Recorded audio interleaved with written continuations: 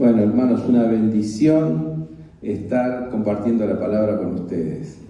Una bendición haber estado ayer en el culto de jóvenes, el culto inaugural, muy hermoso. Una bendición volver a vernos, una bendición la llegada de Ariel, una bendición todas las cosas lindas que estamos viviendo y compartiendo en este tiempo en la comunidad. Yo quisiera que abriéramos la Biblia al final del Evangelio según San Mateo. Final del Evangelio según San Mateo, esto es capítulo 28, versículos 16 al 20.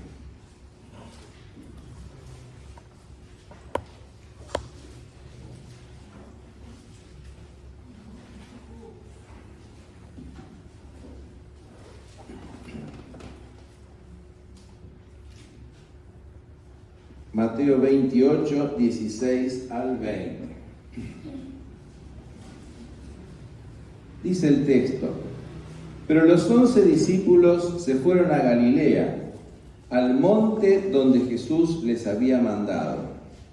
Cuando lo vieron, lo adoraron, pero algunos dudaron. Jesús se acercó a ellos y les habló diciendo: toda autoridad me ha sido dada en el cielo y en la tierra. Por tanto, vayan y hagan discípulos de todas las naciones, bautizándolos en el nombre del Padre, del Hijo y del Espíritu Santo, y enseñándoles que guarden todas las cosas que les he mandado. Y aquí, yo estoy con ustedes todos los días hasta el fin del mundo. Amén. Amén, hermanos. El cierre del Evangelio de Mateo. En algún punto el cierre del ministerio de Jesús, ¿cierto? Y fíjense ustedes que el texto nos dice que Jesús citó a sus discípulos en un monte. No sabemos qué monte, pero un monte. Y allí entonces, cuando lo vieron, probablemente nos imaginamos en la cima del monte, lo adoraron. Lo adoraron. Interesante la figura de Jesús en un monte. Es la figura del Jesús resucitado. Es la figura del que resucitó. Y entonces, el que resucitó allí sobre la cima del monte, no sabemos cuál es, pero sobre la cima del monte, entre el cielo y la tierra, como el único mediador universal. Como el único mediador universal. Jesucristo es el único mediador universal entre Dios y los seres humanos. Ustedes me dirán, ¿y cómo se salvaban aquellos que nunca escucharon hablar de Jesús? Ustedes me dirán, ¿cómo se salvaban aquellos que vivieron tantos siglos antes de Jesús? Por Jesús. Porque eres el único mediador universal. ¿Por qué? Como decía San Justino, las semillas del Verbo fueron iluminando las conciencias de las personas. Cuando los israelitas caminaban por el desierto, una roca los seguía, y esa roca era Cristo. Porque la epifanía de Dios se manifestaba a través del Señor Jesucristo en todos los tiempos y en todos los lugares. Jesucristo es el Verbo de Dios que creó el mundo. Jesucristo es el Verbo de Dios que se ha hecho manifiesto a través de los tiempos en todos los pueblos y entre todas las naciones. Ese es el que está entre el cielo y la tierra. Ese es el que está a punto a ascender para tomar la absoluta autoridad del mundo. Y fíjense ustedes qué notable, ¿no? Entre el cielo y la tierra, el único mediador universal. Algunos dicen, todas las religiones son lo mismo. Esta es una frase muy superficial, ¿no es cierto? Nosotros entendemos que las religiones tienen algo bueno. Justino las llamaba las semillas del Verbo puestas en las distintas conciencias. Pero sin embargo son como flashes en el cielo antes que amanezca la luz verdadera, la luz de Jesucristo. Jesucristo, el único mediador universal. Y allí está Él entre el cielo y la tierra, convocando a los discípulos. Y fíjense ustedes que cuando lo vieron, lo adoraron, pero algunos dudaron. Cuando lo vieron, lo adoraron, pero algunos dudaron. Claro, es el Jesús resucitado. Es algo inaudito, es algo insospechado, es algo que no cabe en la mente humana. Sin embargo, Jesús, que es la vida, no puede ser retenido por la muerte. Y allí está, tomando plena autoridad. Allí está Jesús, entre el cielo y la tierra, el único mediador universal, ahora hablándoles a sus discípulos. Algunos dudaron. Bueno, la duda es parte de la fe también. Ustedes podríamos pensar que las personas que están muy enfermas, por ejemplo, en el caso de la psicosis, ¿no es cierto?, hay convicciones delirantes. Y ustedes dirán, ¿qué es una convicción delirante?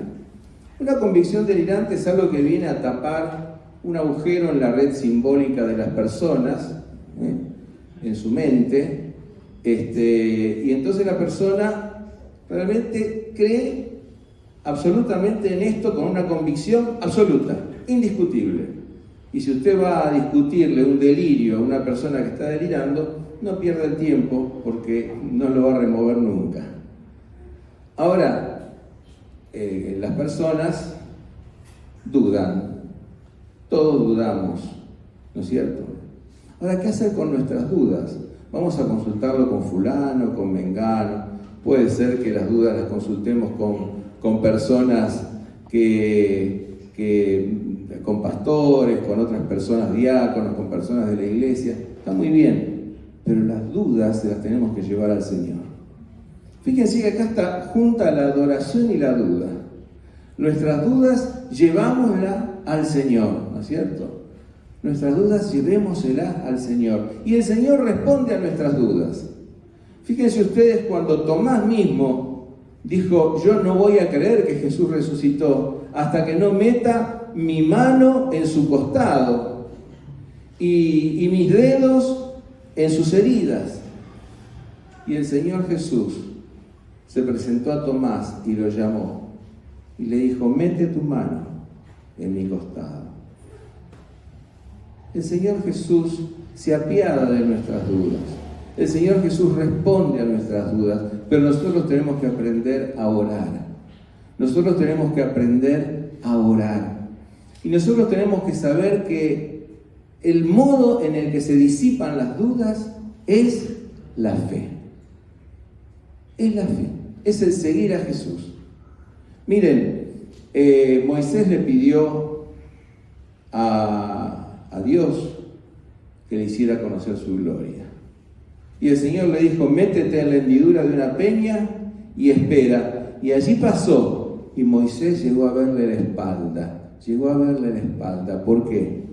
Porque para conocer a Dios es necesario seguirlo. Hans Denk, un anabautista, decía, es imposible conocer a Dios a menos que lo sigamos en obediencia. Hermanos, si nosotros seguimos a Dios en obediencia, nosotros vamos a conocer a Dios. No hay otra manera de conocer a Dios más que seguirlo en obediencia. Pruebe esto, haga este test, siga al Señor en obediencia, vaya a Él en oración y usted va a comprobar la grandeza de Dios en su vida. Y usted va a comprobar lo que Dios puede hacer en su vida y en nuestras vidas. Algunos dudaron, adoraban, otros, y Jesús se acercó. Siempre Jesús se acerca. Siempre el Señor toma la iniciativa. Siempre Él va adelante. Jesús se acercó y les habló diciendo: toda autoridad me es dada en el cielo y en la tierra. Toda autoridad. Ese mediador universal tiene toda la autoridad, tiene todo el poder. Ese mediador universal tiene todo el poder. La palabra exousia en griego significa poder, autoridad. Él tiene poder sobre cualquier poder de la tierra. Nosotros estamos asustados por las pestes, estamos asustados por lo que hacen algunas autoridades, algunos gobernantes. Dios tiene autoridad sobre cualquiera de estas cosas. A veces nos asustan los pecados. Dios tiene autoridad sobre el pecado porque Cristo venció el pecado. Y a veces nos asusta la muerte. Dios tiene autoridad sobre la muerte porque Cristo venció la muerte. Y es el amanecer de un nuevo día, un día sin noche, la gloria sin fin del reino de Dios. Mis hermanos, toda autoridad me es dada. Cuando haya algún temor en su corazón, cuando haya alguna angustia en su corazón, vaya al Señor, porque el Señor tiene toda autoridad y todo poder, en el cielo y en la tierra. Toda autoridad me es dada en el cielo y en la tierra. Por tanto, mientras van oyendo, hagan discípulos a todas las naciones. Yendo, mientras vamos por tantos lados. Y acá cuántos itinerantes hay, ¿no es cierto? Cuántos hermanos que vienen de Venezuela, cuántos hermanos que vienen de Brasil, hermanos que vienen de Colombia. ¿Cuántos? Vayan, mientras caminan, mientras van. Hagan discípulos. ¿Qué pide el Señor? El Señor no pide sencillamente que nosotros repartamos un folleto a alguien. Esto está bien y es parte, y muchas personas han respondido a un folleto. Yo me acuerdo que algunas personas vinieron al templo y ¿cómo usted llegó acá? Porque encontré este folleto en la calle, o porque alguien me dio un folleto. Pero hay algo más. Nosotros estamos llamados a hacer discípulos. Eso es lo que el Señor Jesús, que tiene todo el poder y toda la autoridad, nos está pidiendo. Hacer discípulos. Nuestra iglesia no es una iglesia que se tiene que quedar encerrada entre cuatro paredes. No. Estamos llamados a ser iglesia allí en la vida de cada día. Cuando vamos a la carnicería, cuando vamos a la verdulería, cuando vamos al supermercado, cuando vamos al trabajo, cuando estamos en cualquier lado, ¿no es cierto? Tengamos esa inquietud de compartir el mensaje del Evangelio y de hacer discípulos. Hacer discípulos es más que alguien reconozca a Cristo como Salvador. Hacer discípulos es más que alguien dé un primer paso de fe. Hacer discípulos es ayudar a que la otra persona siga a Cristo y que la otra persona se convierta también en un hacedor de discípulos, ¿sí? Entonces, qué importante que es esto. Mientras van, hagan discípulos, hacer discípulos. Nosotros tenemos acá las clases del discipulado. A mí es el área que quizá más me gusta de la vida de la iglesia, el discipulado. Cuando las personas van conociendo las primeras cosas de la fe y uno ve cómo van creciendo, ¿no es cierto? Pero tiene que haber una primera experiencia.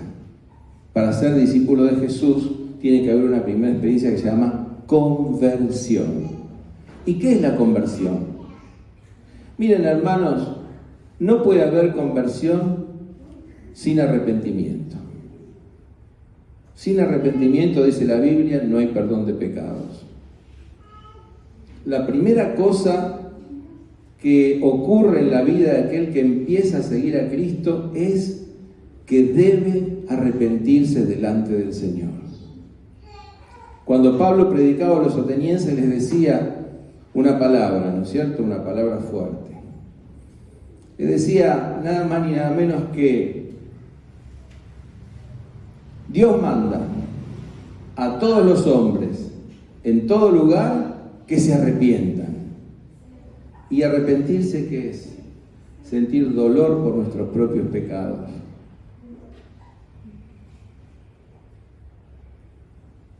A veces yo tengo una preocupación en mis muchos años de tarea pastoral. Y es que hoy se predica un poco un evangelio light. ¿Y qué es un evangelio light?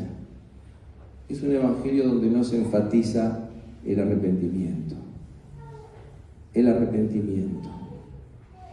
Sin arrepentimiento no hay perdón de pecados. El arrepentimiento y la fe en Jesucristo se conjugan en el seguimiento, en dejar una vida anterior atrás, en dejar un estilo de vida anterior atrás y comenzar a seguir a Jesús. Eso es el discipulado. Vayan y hagan discípulos.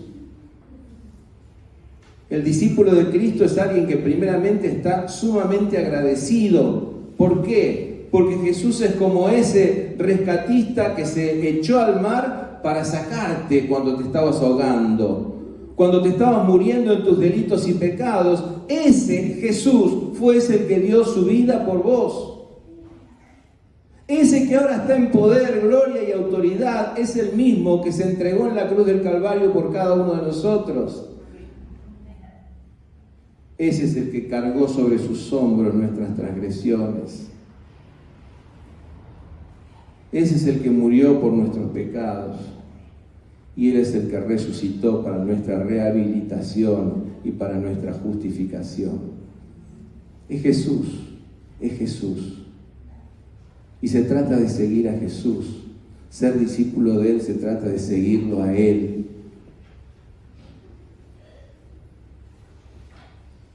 Hagan discípulos. ¿A quiénes? A todas las naciones. A todos, sin discriminación. A veces usted discrimina y yo discrimino. Y decimos, no, ¿para qué vamos a hablarle a esta persona? Quizá no va a entender nada. Prejuicios. A todas las naciones. Miren, yo me acuerdo haber integrado el comité de teología en Ámsterdam, Holanda,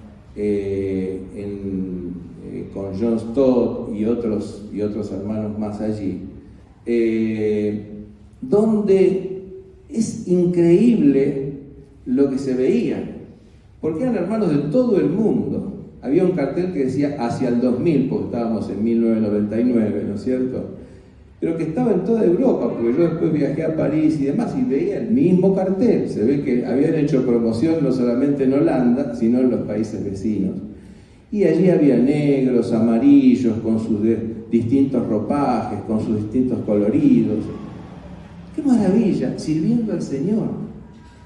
Porque el Señor nos manda a ser discípulos a todas las naciones, más allá de los prejuicios, más allá de las estrecheces mentales que podemos tener, más allá de cualquier cosa, más allá de las cosas que parecen dividirnos, el Señor nos llama a ser discípulos a todas las naciones.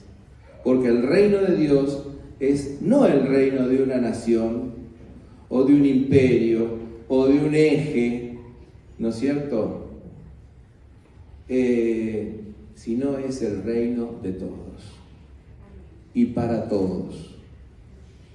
Y a veces vivimos en un mundo de grietas, en un mundo de ejes geopolíticos.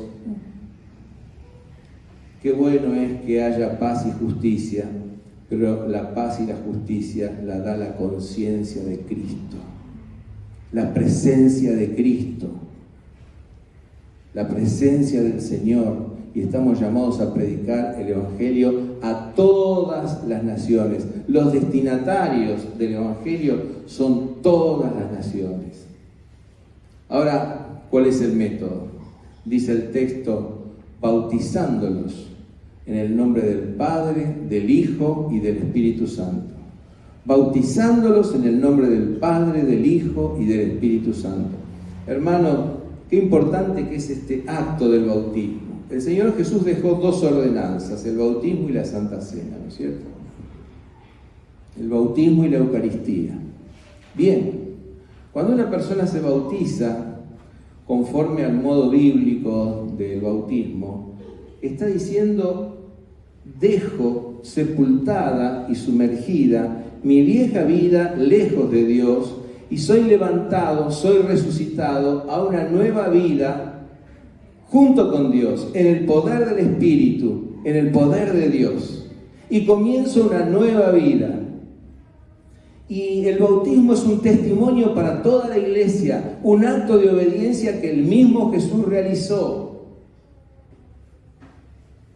Y el bautismo es el modo en que todos nos integramos a la misma comunidad de fe, la iglesia cristiana, ¿no es cierto? Ahora, bautizándolos y enseñándoles que guarden todas las cosas que yo os he mandado. Miren, ¿ustedes creen que Jesús no nos mandó cosas concretas, no nos enseñó cosas concretas para cada área de la vida? Bueno, si ustedes creen eso, se van a llevar grandes sorpresas si leen el Evangelio.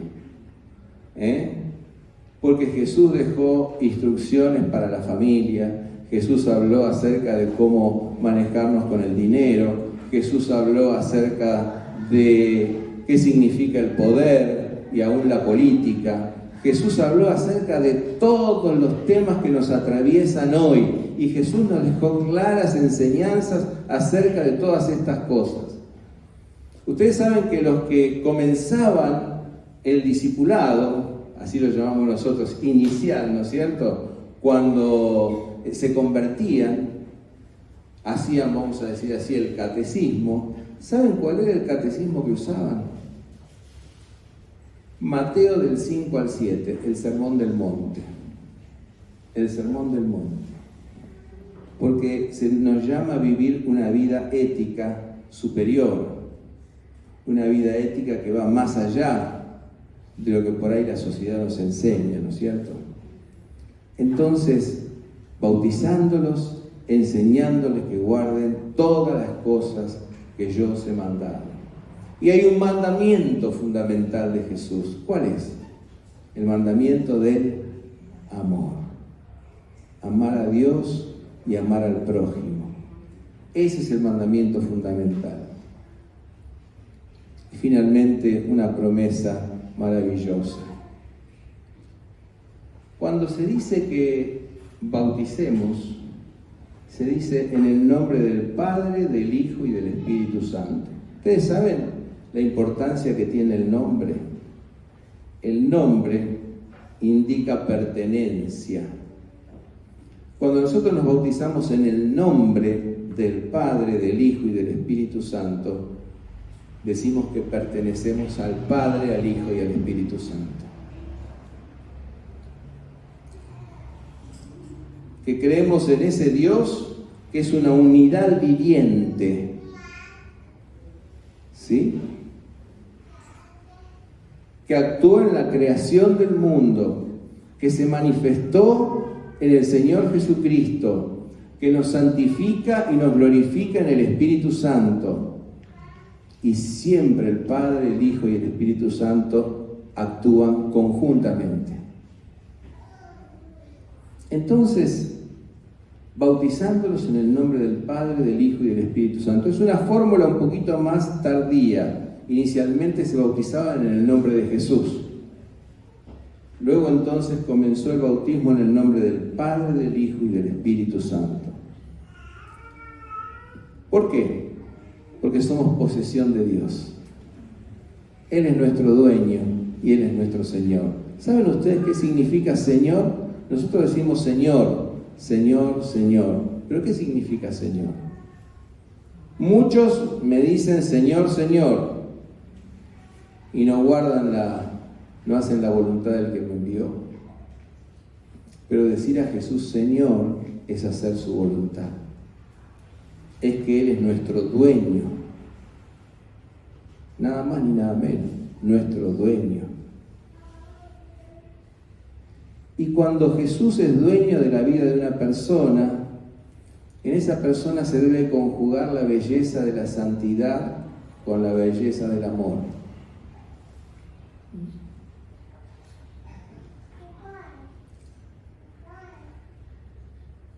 En el nombre del Padre, del Hijo y del Espíritu Santo. Y he aquí, yo estoy con ustedes todos los días hasta el fin del mundo. Una promesa maravillosa. El Señor está con nosotros todos los días hasta el fin del mundo. El Señor está con nosotros. ¡Qué maravilla! El texto comienza con Jesús entre el cielo y la tierra, con ellos. Jesús va a ascender y tomar un lugar de autoridad a la diestra del Padre. ¿Qué quiere decir esto? ¿Que lo vamos a encontrar en alguna nube sentado? No. Es una imagen, una figura, una metáfora para expresar que Jesús tiene autoridad suprema sobre el cielo y la tierra, sobre todo lo creado.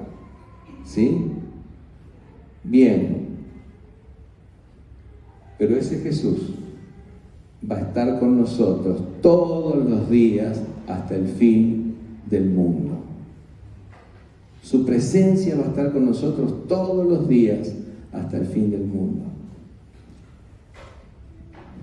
Los días de sol y los días de lluvia. Los días de salud y los días de enfermedad. Los días de paz y los días de guerra. Los días en que las cosas parecen sonreír y los días en donde sentimos algunas adversidades. Todos los días, hasta el fin del mundo, hasta el fin del siglo, estará Jesús con nosotros. Y está Jesús con nosotros. Y cuando Jesús está con nosotros, todo cambia. Como pasó con los caminantes de Maús. Los caminantes de Maús estaban ciegos y no se daban cuenta que el que caminaba al lado de ellos era Jesús. Ciegos por la incredulidad. A veces decimos hay que ver para creer. La Biblia nos dice hay que creer para ver.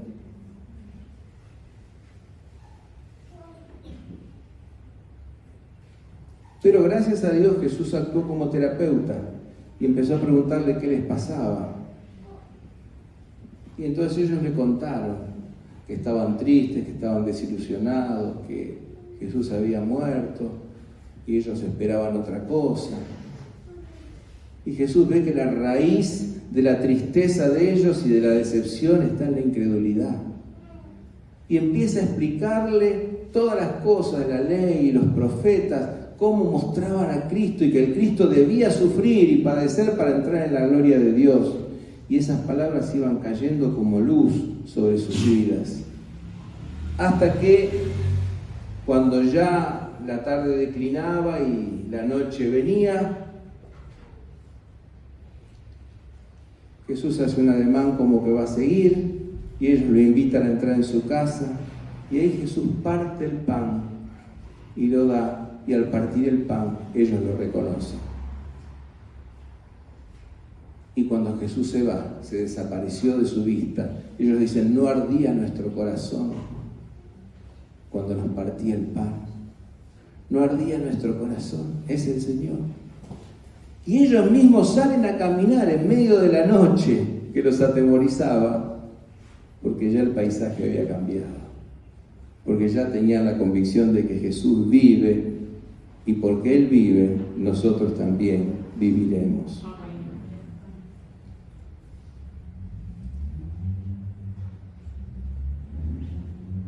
Pero recordemos hoy dos cosas.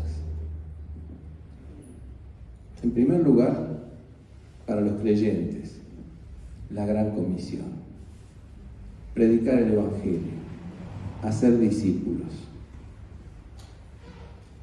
Bien ustedes, y acá tenemos varios médicos y médicas, si hubiera un descubrimiento médico para la cura de una enfermedad y ese médico y ese médico no la da a conocer. ¿Saben cómo lo llaman en Estados Unidos? Un turista. No sé por qué, pero le dicen, este médico es un turista. Si no da a conocer aquello que ha descubierto para la cura de una enfermedad. ¿Queremos ser cristianos turistas o queremos cumplir con la gran comisión? A nosotros hemos descubierto la cura de una gran enfermedad, de la enfermedad del pecado, de la enfermedad de la muerte, de la enfermedad de una vida sin sentido, pero una vida que puede tener sentido si nosotros nos acercamos a Dios y dejamos que Cristo actúe en nuestra vida. Y si descubrimos esto en nosotros, no nos podemos quedar con ese tesoro, debemos compartirlo. Y el Señor nos llama a evangelizar, a compartir, a cumplir la gran comisión, a ser discípulos, a interesarnos por el que todavía no ha conocido el Evangelio y no está experimentando la plenitud de esta vida nueva, el gozo y el amor de Dios en su vida, el perdón de sus pecados y la vida abundante que hay en Jesús.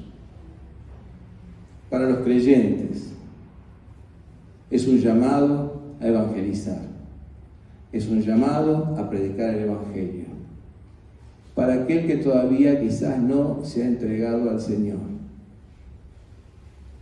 es importante saber qué es el Evangelio. El Evangelio comienza cuando vos y yo reconocemos nuestra necesidad de Dios, nuestra necesidad. Necesitamos al Señor. Encontramos a veces que nuestra vida está vacía. Necesitamos al Señor. Lo necesitamos porque somos pecadores. Lo necesitamos porque nos hemos ido lejos. Lo necesitamos porque hemos hecho en nuestra vida cosas que al Señor le desagradaron. Y entonces necesitamos ¿qué? Necesitamos del perdón y del amor de Dios.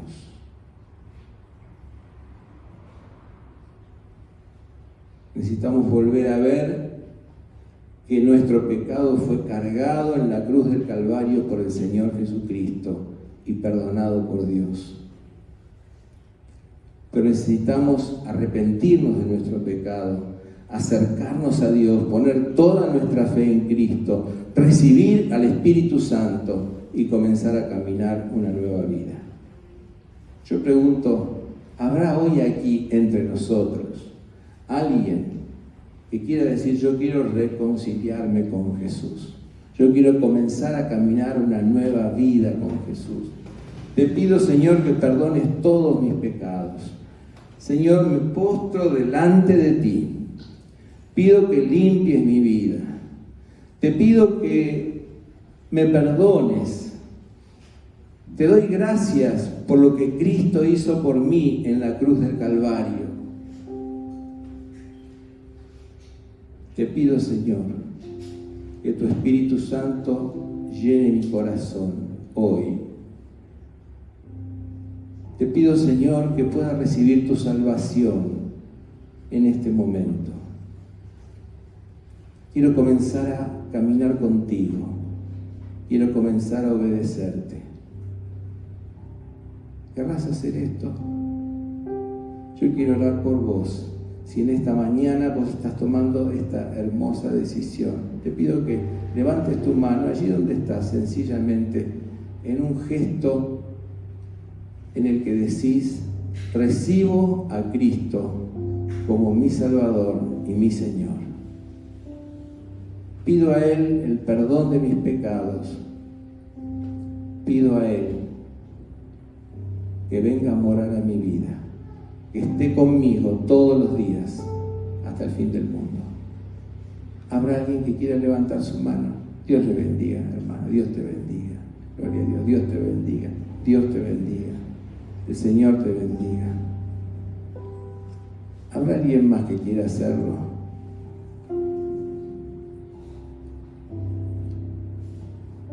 Gloria a Dios. Dios está llamando Las almas están respondiendo. Dios está hablando, el Espíritu está con nosotros. Gloria sea el nombre de Jesús. Gloria sea el nombre de Jesús. Dios te bendiga, querido. Dios te bendiga. ¿Alguien más quiere hoy entregar su vida al Señor Jesucristo? Recibirlo como su Señor y Salvador personal.